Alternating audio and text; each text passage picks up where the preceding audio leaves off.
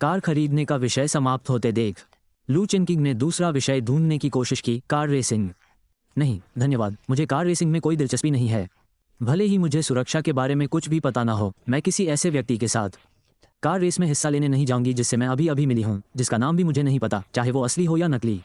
अरे कोई बात नहीं, अगर तुम रेस नहीं कर रही हो तो तुम बस पैसेंजर सीट पर बैठो और मेरा हौसला बढ़ाओ। चिंता मत करो, मैं बिल्कुल भी बुरी इंसान नहीं हूँ। अगर रेस देर से खत्म हुई तो मैं तुम्हें सीधे घर छोड़ दूंगी। क्या तुम्हें लगता है कि कोई सामान्य लड़का किसी अजनबी के साथ कार रेस में हिस्सा लेने जाएगा जिससे वो अभी अभी मिला हो? मैंने ये बात बहुत बेबाकी से कही। लू चिनकिंग अचानक एक पल के लिए अवाक रह गई कि क्या जवाब दे। उसे मेरी बात बिल्कुल सही लगी। आखिर हो क्या रहा था? इतनी उम्र में लू चिनकिंग के लिए यह पहली बार था कि किसी लड़के ने उसे इतनी बेबाकी से मना किया हो। अचानक मेरी दिलचस्पी और बढ़ गई। ठीक है, मैं तुम्हारी चिंता समझती हूँ, लेकिन मुलाकात तो किस्मत की बात है। अगर आप रेस में हिस्सा नहीं लेते हैं तो क्या हम वीचैट पर एक दूसरे को ऐड कर सकते हैं? लियू चिनकिंग ने अपना फ़ोन निकाला, अपना पर्सनल क्यूआर कोड खोला और मुझे दे दिया। मैं उससे ज़्यादा उलझना नहीं चाहता था। मैंने अपना फ़ोन निकाला, कोड स्कैन किया और उसे फ्रेंड रिक्वेस्ट भेज दी। हो गया। वीचैट पर नयन बाई की फ्रेंड रिक्वेस्ट देखकर लियू चिनकिंग बहुत खुश थी। उसने एक्सेप्ट पर क्लिक किया।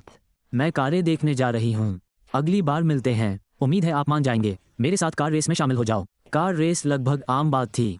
कोई न कोई हर कुछ दिनों में इनका आयोजन करता था। ये सब रोमांच के बारे में था। मैंने नकली मुस्कान दी। वे बिल्कुल अलग दुनिया के लोग थे। दोबारा मिलने की संभावना लगभग शून्य थी। लाउंज एरिया में लगभग 40 मिनट इंतजार करने के बाद लिली अपनी स्टिलेटो हील्स में वापस लौटी। मिस्टर सू, आपकी लाइसेंस प्लेट और कार खरीदने की सभी प्रक्रियाएं पूरी हो चुकी हैं। अगर आपके पास ड्राइविंग लाइसेंस है तो आप अभी जा सकते हैं। ये रही कार की चाबियां और संबंधित बिल। कृपया इन्हें संभाल कर रखें। लिली ने मुझे कार की चाबियां और एक अतिरिक्त चाबी दी। फिर उसने मुझे एक फाइल फोल्डर दिया। मैंने चाबियां लीं, एक अपने बैग में रखी और दूसरी हाथ में। के बाद मैंने लिली द्वारा दिए गए फाइल फोल्डर को देखना शुरू किया, बिल और अन्य सभी दस्तावेजों की जांच करने। मैंने उन्हें व्यवस्थित किया और फोल्डर का बटन बंद कर दिया। सब ठीक है। अच्छा, मेरे लिए ये काम करने के लिए धन्यवाद। मैं अब जा रही हूँ। कार होने से अब मेरा आना जाना बहुत आसान हो जाएगा। जैसे ही मैं ऑटो एक्सपो सिटी से निकलने वाली थी, मेरा फ़ोन बज उठा। कॉलर आईडी पर एक अनजान नंबर था। मैंने सोचा कि यह सुएशन का फ़ोन होगा, जिसने किसी और का फ़ोन लेकर मुझे फिर से कॉल किया होगा। मैंने काफ़ी देर तक फ़ोन की घंटी सुनी, लेकिन उठाया नहीं। फिर वो अपने आप कट गया। हालांकि लिली ने अनजाने में आने वाले नंबर पर नज़र डाली।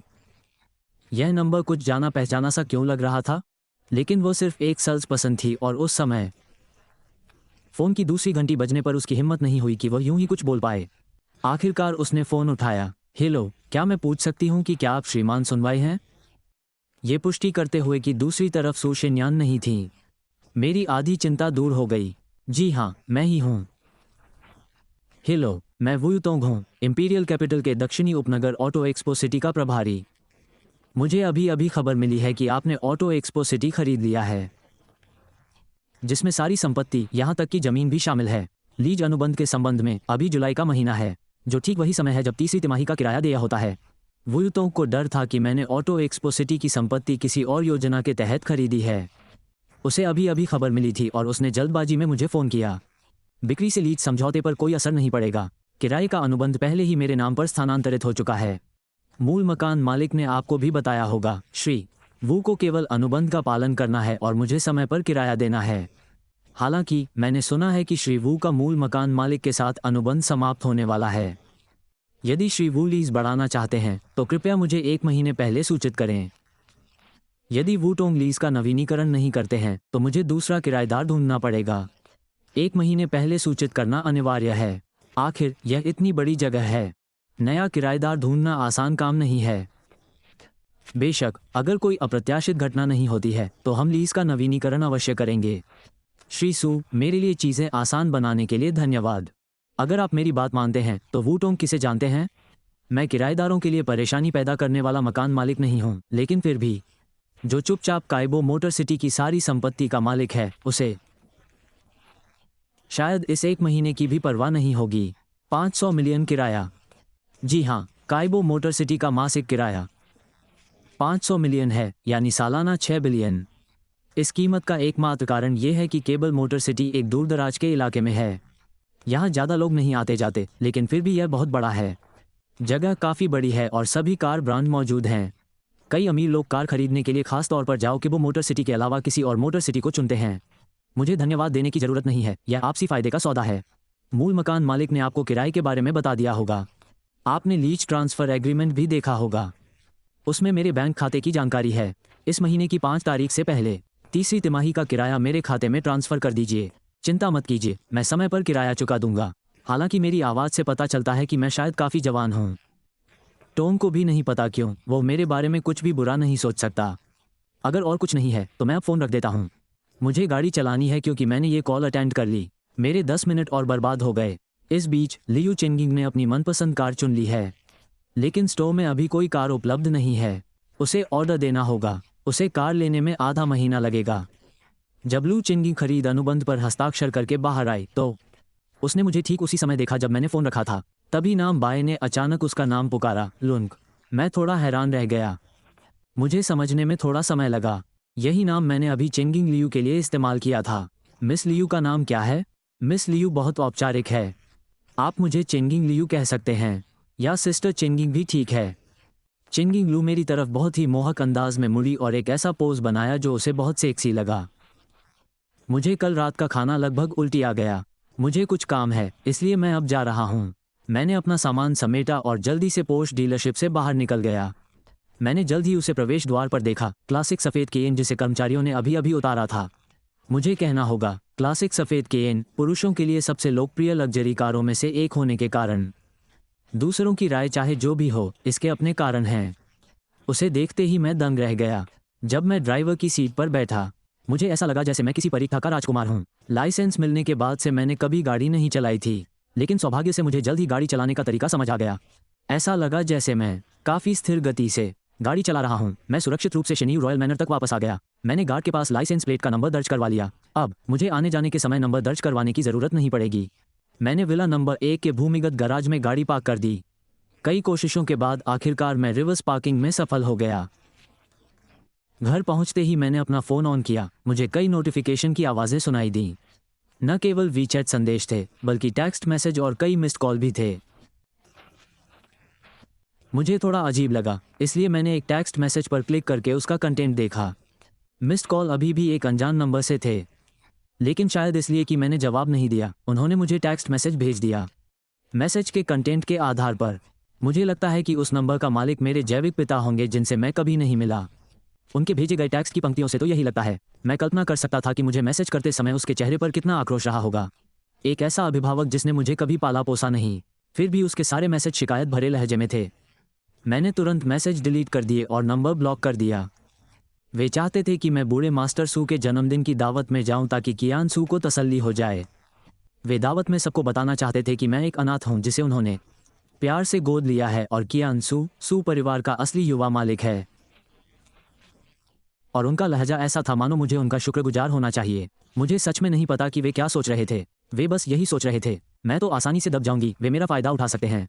मैंने शिन्यान सू का फ़ोन नंबर ब्लैकलिस्ट से निकाला और उसे कॉल किया। कॉल जल्दी कनेक्ट हो गया, लेकिन जिसने फ़ोन उठाया वो शिन्यान सू नहीं, कियान सू था। उद्धरण चिन्ह, क्या तुम वही सगे बेटे हो जिसे मम्मी पापा ने हाल ही में पाया है? तो तुम वही कियान हो जो हर समय बेहोश हो जाता है। तुम्हारी आवाज़ तो काफ़ी जोशीली लग रही है। क्या तुम नाटक कर रहे हो? मुझे इस तरह के चालाक और दिखावटी लोगों से एलर्जी है। जब भी मेरा सामना ऐसे किसी से होता है, मैं जवाब दिए बिना नहीं रह सकती। क्या सू नहीं रह सकती? मेरी जान को खतरा है। मेरा कार एक्सीडेंट हो गया था। बेहोश होना आम बात है। मुझे पता है कि तुम मुझे पसंद नहीं करते। अगर तुम्हें बुरा न लगे तो मैं मम्मी को बता दूंगी कि डिस्चार्ज होते ही मैं घर छोड़ दूंगी। मम्मी पापा तुम्हारे माता पिता हैं। मुझे तुमसे मुकाबला नहीं करना चाहिए। 9 बाय, तुमने कियान से क्या कहा? वो घर क्यों छोड़ना चाहता है? बड़े भाई होने के नाते तुम्हें अपने छोटे भाई के प्रति सहनशील होना चाहिए, न कि उससे इतनी जलन करना और उसे सू परिवार से बाहर निकालने की कोशिश करना। मुझे कोई अंदाज़ा नहीं था। कांसू, शिन्यासू की आवाज़ बाहर किसी से बात करते हुए सुनकर मुझे लगा ईर्ष्या करने और उसे सू परिवार से निकालने की कोशिश करने के बजाय मुझे पता ही नहीं था कि शिनिनसू की बाहर किसी से बात करते हुए आवाज़ सुनकर कैंसू ने बातचीत का रुख सू परिवार से उसके अलग होने की ओर मोड़ दिया था। जब शिनिनसू बाहर से अंदर आए तो उसने देखा कि कियासू रो रहा था और दुखी होकर कह रहा था कि वो घर छोड़ना चाहता है, और फ़ोन पर मेरी दूसरी तरफ की आवाज़ सुनकर मुझे ही इस सब का दोषी मान लिया गया। मैं अवाक रह गई। ये सचमुच अपमानजनक था। चुप रहो, मैंने तुम्हारी माँ को फ़ोन करने और मैसेज करने से रोकने के लिए कहा था। ये बहुत परेशान करने वाला है। मैं सू परिवार के जन्मदिन की दावत में नहीं जा रही हूँ। और हाँ, कियासू के लिए अब मुझे ढूंढने मत आना। वो तुम्हारा भाई है, मेरा नहीं। इतना कहकर मैंने फ़ोन काट दिया और उस नंबर को ब्लैक लिस्ट में डाल दिया। जब शिनिनसू और सू कुछ कहना चाहती थी तो उन्होंने पाया कि कॉल पहले ही कट चुकी थी। जब उन्होंने दोबारा कॉल किया तो कॉल नहीं लगी। अपने पिछले अनुभव के आधार पर शिनिनसू जानती थी कि मैंने उसे फिर से ब्लैकलिस्ट कर दिया है। बहन, भाई, शिनिनसू ने फ़ोन रखते ही कानसू ने डरते हुए उसकी ओर देखा। उसकी आंखों में आंसू भर आए लेकिन गिरे नहीं, जिससे वो और भी दयनीय लग रहा था। ठीक होने पर ध्यान दो, बाकी किसी बात की चिंता मत करो। शिनिनसू ने फ्राउनिंग किया और उसके चेहरे पर थकान साफ दिखाई दे रही थी। इस दौरान वो सू परिवार के कामों में व्यस्त थी। नाइनबाई सू को ढूंढने की कोशिश कर रही थी और कियान सू की देखभाल के लिए समय निकाल रही थी। वो इतनी थक गई थी कि उसकी आंखें लाल हो गई थीं। अब कियान सू और नाइनबाई सू के रिश्ते में दरार आ गई थी। शिनिनसू दिल और शरीर से थका हुआ महसूस कर रहा था। बहन, क्या मेरी वजह से भाई घर नहीं आ रहा है? मुझे पता है कि मैं माँ और पिताजी का जैविक पुत्र नहीं हूँ। मैंने भाई की जगह ले ली है। मुझे पहल करनी चाहिए कि मैं उसे ये जगह वापस दिलाऊं। कानसू के बोलते ही उसके आंसू फिर से बहने लगे। बकवास, तुम 20 साल से ज़्यादा समय से हमारे परिवार में रह रहे हो। भले ही हम खून के रिश्तेदार ना हो, लेकिन हमारा रिश्ता अटूट है। तुम हमारे सू परिवार के सबसे बड़े युवा स्वामी हो, मेरी शिन्यानसू के छोटे भाई। यह ऐसी बात है जिसे कोई नहीं बदल सकता। शिन्यानसू को यह पता चलने के बाद भी कि क्योन सुवन उसके सगे भाई नहीं हैं, उसके प्रति उसका रवैया कभी नहीं बदला। उसे सबसे ज़्यादा परेशान मैं कर रही थी, जो सू परिवार में वापस जाने को तैयार नहीं थी। भाई 9 के बारे में मुझे पता है मैं क्या कर रही हूँ। तुम्हें बस ठीक होने पर ध्यान देना है। और हाँ, ये रहा किंग जिन पवेलियन का खाना। गर्मा गर्म खा लेना। मुझे एक मीटिंग में जाना है, इसलिए मैं अब जा रही हूँ। शिन्यानसू ने मेज़ उठाई, उस पर इंसुलेटेड खाने का डिब्बा रखा और जाने से पहले कियानसू को कुछ निर्देश दिए। जब कियान ने सुना कि किंग जिन पवेलियन का खाना है तो उसकी आंखें चमक उठीं, लेकिन शिन्यानसू के मीटिंग में जाने की बात सुनकर उसकी आंखों में थोड़ी नाराज़गी झलक गई। हालांकि उसने उसे अच्छी तरह छिपा लिया। ठीक है, धन्यवाद बहन। बहन, तुम सबसे अच्छी हो। कैन ने खुद खाने का डिब्बा खोला और खाने की परतें निकालीं। शिन्यानसू को जाते हुए देखकर उसने अगले ही पल चॉपस्टिक नीचे रख दी। उसने एक निवाला भी नहीं खाया। मिशन जारी। मेज़बान, कृपया आज रात के लू चैरिटी ऑक्शन में शामिल हों। न्यूनतम खर्च 100 मिलियन, कोई ऊपरी सीमा नहीं। मिशन पुरस्कार अनलॉक किए जाएंगे। ऑक्शन का निमंत्रण सिस्टम इन्वेंटरी में भेज दिया गया है, कृपया इसे देखें। मेज़बान, 1 और सुबह 6 बजे। सिस्टम के मिशन नोटिफिकेशन की घंटी से मेरी नींद खुली। जब मैंने खर्च की राशि देखी तो ऐसा लगा जैसे कोई भव्य समापन हो रहा हो। समापन पर मेरी आंखें चौड़ी हो गईं, मानो एक पूरी साइज बड़ी हो गई हो। न्यूनतम खर्च 100 मिलियन है, कोई ऊपरी सीमा नहीं। बस खुलकर खर्च करें। ऐसा लगता है कि वे कुछ बड़ा करने की योजना बना रहे हैं। वैसे लू ग्रुप चैरिटी ऑक्शन कहाँ हो रहा है? मैंने अपने सिस्टम इन्वेंटरी से निमंत्रण निकाला। निमंत्रण के निचले बाएं कोने को ध्यान से देखा। मैंने सुनहरे अक्षरों में लिखा स्थान और समय देखा। पते में सिर्फ होटल का नाम है, 9वीं मंजिल। समय 4 जुलाई रात 8 से 10 बजे तक। क्या इस तरह की नीलामी में सूट पहनना ज़रूरी है? मैं थोड़ा असमंजस में हूँ। इन दिनों मैं लगातार खरीदारी कर रही हूँ, लेकिन लगता है सूट नहीं खरीदा। वैसे भी सूट आमतौर पर कस्टम मेड बनवाए जाते हैं। नाप लेने और फिटिंग करवाने में समय लगता है। लगता है आज मैं काम पर नहीं जा पाऊंगी। इस समय मैंने आखिरकार इस्तीफ़ा देने का मन बना लिया है, क्योंकि मैं नौकरी छोड़ रही हूँ। अब मुझे जानबूझकर सस्ते कपड़े चुनने की ज़रूरत नहीं है। जानबूझकर सस्ते कपड़े चुनने की कोई ज़रूरत नहीं है। पिछले 2 दिनों में मैंने जो गहने खरीदे थे वे अब काम आ रहे हैं। जब तक मैं अपने लुक से संतुष्ट हुई तब तक 7:30 बज चुके थे। मैंने कैयेन की चाबियां उठाईं और जल्दी से गैराज की ओर भागी। अंडरग्राउंड से गाड़ी निकाली। पार्किंग लॉक थी। मैं लगातार भागती रही। मैं ठीक 8:30 बजे डिंसी बिल्डिंग पहुंच गया। इस बार अंदर आते हुए सुरक्षा गार्डों ने मेरा गर्मजोशी से स्वागत किया। यहाँ तक कि पहली मंजिल पर मौजूद रिसेप्शनिस्ट भी मुस्कुरा रही थी, हल्के से सिर हिलाकर मानो नमस्ते कह रही हों। एक बार फिर 20वीं मंजिल पर। अब मेरा मन बिल्कुल अलग है। ली यिंग मुझे देखकर बहुत खुश लग रही थी। मैं चौंक गई। क्या तुमने आज कुछ लिया है? तुम इतनी ऊर्जावान क्यों हो? हालांकि कंपनी के फायदे बहुत अच्छे हैं और काम का माहौल भी बहुत सुखद है। काम शुरू होते ही सबकी ऊर्जा थोड़ी कम हो जाती है। नहीं, कुछ नहीं लिया। मैं इस्तीफा दे रही हूँ। अब जब मुझे आर्थिक स्वतंत्रता मिल गई है, जरा सोचो, नौकरी छोड़ने के बाद जो आज़ादी मिलेगी उसके बारे में सोचकर मैं बहुत खुश हूँ। क्या तुम सच में इस्तीफा दे रही हो? ली यिंग को उम्मीद नहीं थी कि मैं इतनी अचानक अपने इस्तीफे की घोषणा कर दूंगी। लगता है सब लोग आपस में अच्छे से घुल मिल रहे हैं। मैंने कभी नहीं सुना कि तुम्हारा किसी से कोई झगड़ा हुआ हो। बिल्कुल, मैं गंभीर हूँ। मैं अभी अपना इस्तीफा पत्र लिख रही हूँ। मैंने अपनी डेस्क पर बैठते हुए कहा, कंप्यूटर चालू किया, वर्ड डॉक्यूमेंट खोला और अपना इस्तीफा पत्र लिखना शुरू कर दिया। मैं अपना सारा काम आपको सौंप दूंगा। वैसे भी काम ज़्यादा है नहीं। कंपनी एक डिज़ाइन फर्म है। हमारा मुख्य काम ऑर्डर लेना और डिज़ाइन ड्राफ्ट बनाना है। मेरी विशेषज्ञता लैंडस्केप डिज़ाइन में है। यह शायद अच्छा विचार नहीं है। काम सौंपने से पहले हमें आपके इस्तीफे की मंजूरी का इंतज़ार करना चाहिए। मैं किसे काम सौंपूंगा ये सुपरवाइजर की इच्छा पर निर्भर करता है। ज़्यादा ऑर्डर लेने से आप ज़्यादा कमीशन कमा सकती हैं। ही ऑर्डर दे दूंगा। सीधे उसे लगेंगे। कोई बात नहीं। अगर आपको लगता है कि यह अनुचित है तो मैं सुपरवाइजर से इस बारे में पूछ लूंगा। सबसे बात करते हुए मैंने चुपचाप अपना इस्तीफा पत्र लिखना शुरू कर दिया। 10 मिनट बाद मैंने इस्तीफा पत्र पूरा किया और सुपरवाइजर को भेज दिया। फिर मैंने अपने मौजूदा कामों को व्यवस्थित करना शुरू किया, जो अभी शुरू नहीं हुए थे, जो आधे अधूरे थे और जो क्लाइंट ने संशोधन के लिए वापस भेजे थे। मैंने सभी कामों को श्रेणीबद्ध किया और करीने से फाइल में लगा दिया। कुछ समय बाद ही मुझे सुपरवाइजर के कार्यालय में बुलाया गया। मैंने कल ही आपसे इस पर अच्छी तरह विचार करने को कहा था। क्या यह आपके विचार का परिणाम है? लीडर ने मेरा भेजा हुआ त्यागपत्र खोला। जी हाँ, अच्छी तरह विचार करने के बाद भी मैंने इस्तीफा देने का फैसला किया है। क्या आप मुझे इसका कारण बता सकते हैं? जहाँ तक मुझे पता है, आपके अपने सहकर्मियों के साथ अच्छे संबंध हैं।